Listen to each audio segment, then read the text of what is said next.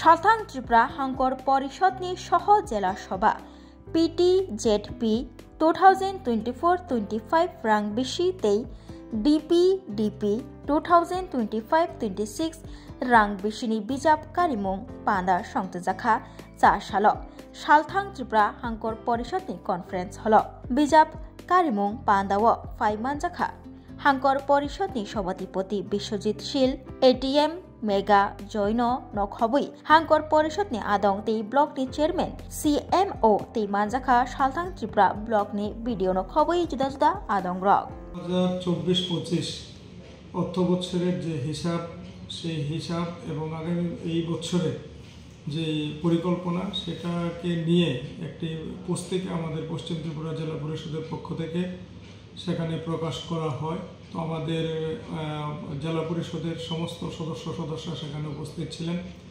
আমাদের ব্লকের বিডিও, ব্লকের পঞ্চায়েত সমিতির চেয়ারম্যান এবং বিভিন্ন লাইন ডিপার্টমেন্টের যারা আছেন তারাও সেখানে উপস্থিত ছিলেন।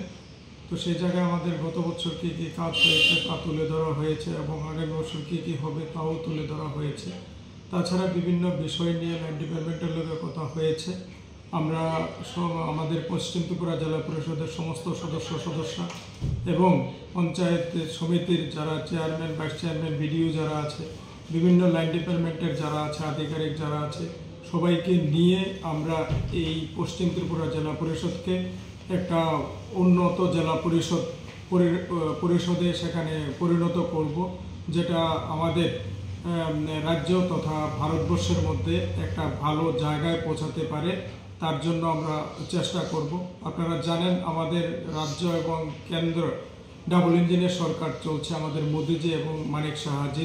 তো এই ডাবল ইঞ্জিনের সরকারের যে সকল উন্নয়ন কাজ, যে সকল বেনিফিট, যারা মানুষের যেই সুবিধাগুলি দিচ্ছে সেগুলি যাতে একদম পঞ্চায়েত লেভেলে যাতে ভালোভাবে সেগুলি বাস্তবায়িত হয়, প্রকৃত মানুষ যাতে সেগুলি পায়, যারা গরিব আছে তারা যাতে সেখানে সেই সুবিধাগুলি নিতে পারে, তার জন্য সেখানে বলা হয়েছে সেখানে যাতে কোনো দল মত না বিচার করে যারা প্রকৃত প্রাপক তারাই যাতে বেনিফিট পায় এবং পঞ্চায়েতগুলির যাতে সার্বিক উন্নয়ন হয় সেই দিকে নজর দেওয়ার জন্য আজকের এই মিটিংয়ে বলা হয়েছে।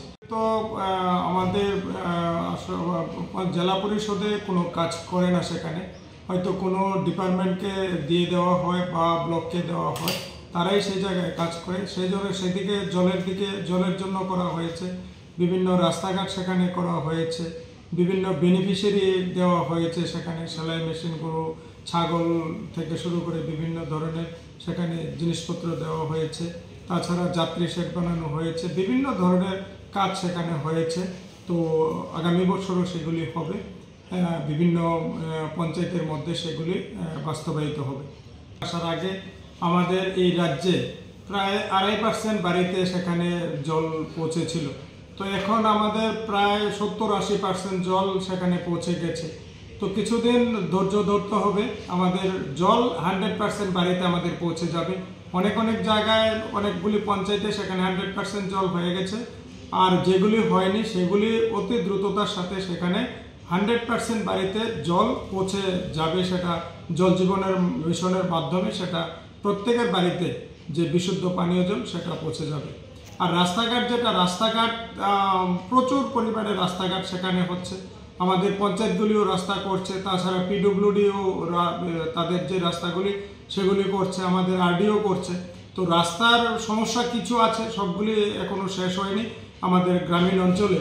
তো পঞ্চায়েতগুলিও চেষ্টা করছে, সেখানে আমরা পঞ্চায়েত সমিতি আমরাও সেখানে করছি, বিভিন্ন ডিপার্টমেন্টকে সঙ্গে নিয়ে আমরা যে রাস্তাগুলি খারাপ আছে সেগুলিকে অতি সত্বর সেখানে হয় মেরামত করব, না হয় নতুন করে সেগুলি করব, যেগুলি মানুষের চলাচলের উপযোগী করে তুলব।